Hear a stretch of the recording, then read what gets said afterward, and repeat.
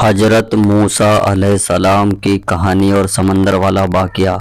حضرت موسیٰ علیہ السلام اللہ کے سب سے پیارے نبیوں میں سے نبی تھے، جنہیں کلیم اللہ کے نام سے اس وقت جانا جاتا تھا، جس کا مطلب ہوتا ہے کہ اللہ سے سیدھے بات کرنے والا۔ یعنی کہ حضرت موسیٰ علیہ السلام میں ایسی کرشمائی طاقت تھی کہ وہ سیدھے اللہ سے بات کر سکتے تھے۔ حضرت موسیٰ علیہ السلام کی کہانی کا ذکر کئی حدیث میں آیا ہے۔ آج ہم کوشش کریں گے کہ آپ کو زیادہ سے زیادہ حضرت موسیٰ علیہ السلام کے بارے میں بتا سکیں۔ حضرت موسیٰ علیہ السلام کی پیدائش ایک بنی اسرائیل پریوار میں ہوئی تھی، یعنی وہ ایک اسرائیلی پریوار سے تعلق تھے۔ قرآن میں حضرت موسیٰ علیہ السلام کا نام قریب 136 مرتبہ آیا ہے۔ اللہ نے حضرت موسیٰ علیہ السلام کو اسرائیلی لوگوں کی ہدایت دینے کے لیے نبی بنا کر بھیجا تھا۔ اس وقت وہاں کے لوگ فرعونوں کی پوجا کرتے تھے۔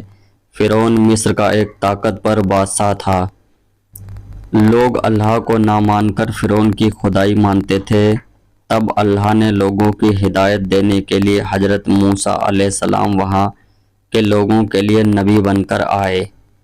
حضرت موسیٰ علیہ السلام لوگوں کو ہدایت دیتے کہ اللہ ہی سب سے بڑا ہے اور اسی کی عبادت کرنا، اسی سے دعا کرنی ہے۔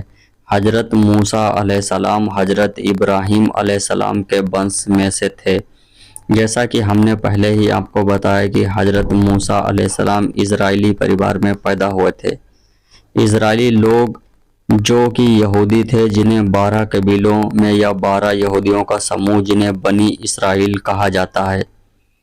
بنی اسرائیل لوگ حضرت یعقوب علیہ السلام، جنہیں حضرت اسرائیل بھی کہا جاتا ہے، جن کا انگریزی کا نام جیکب تھا، ان سے تعلق رکھتے تھے۔ اس وقت بنی اسرائیل لوگ زمین پر سب سے اچھے لوگ تھے، لیکن مصر کے لوگ انہیں نفرت کرتے تھے۔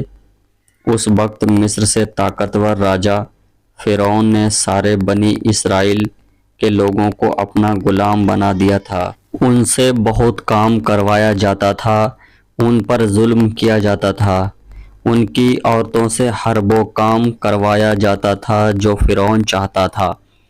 فرعون ایک بہت بڑا گھمنڈی راجا تھا۔ وہ اپنے آپ کو خدا مانتا تھا اور اسرائیلی لوگوں پر بہت ظلم کرتا تھا۔ جب حضرت موسیٰ علیہ السلام پیدا ہوئے، اس وقت بھی فرعون مصر کا ایک راجا تھا۔ حضرت موسیٰ علیہ السلام کے دنیا میں آنے سے پہلے فرعون کو کسی نے خبر دی کہ بنی اسرائیل کے لوگوں میں سے ایک لڑکا جلد پیدا ہوگا۔ اس سے پیدا ہوتے ہی فرعون کا سارا سامراجیہ ختم ہو جائے گا۔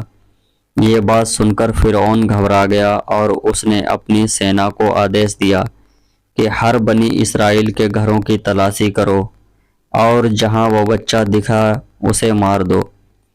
فرعون صرف بیٹوں کو مروانا چاہتا تھا، بیٹیوں پر انہیں چھوڑ دیتا تھا۔ فرعون کا آدیش ملتے ہی سپاہی بنی اسرائیل کے گھروں کی تلاشی میں نکل گئے اور ایک ایک کر کے انہیں بچوں کا قتل کرنا شروع کر دیا۔ جب حضرت موسیٰ علیہ السلام کی ماں کو اس بات کی خبر لگی تب وہ بھی ڈر گئیں۔ تب اللہ نے ایک پیغام ان کو آیا کہ تو اسے ایک ٹوکری میں رکھ کر نیل ندی میں چھوڑ دے، اس بچے کو کچھ نہیں ہوگا۔ اللہ کے حکم کے متعلق انہوں نے آپ یعنی حضرت موسیٰ علیہ السلام کو ایک ٹوکری میں گھر کے پیچھے نیل ندی میں رکھ دیا۔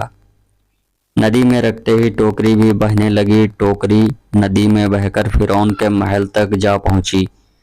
ٹوکری کو دیکھتے ہی فرعون کے سپاہیوں نے حضرت موسیٰ علیہ السلام کی ٹوکری سے نکالا اور فرعون کے پاس لے آئے۔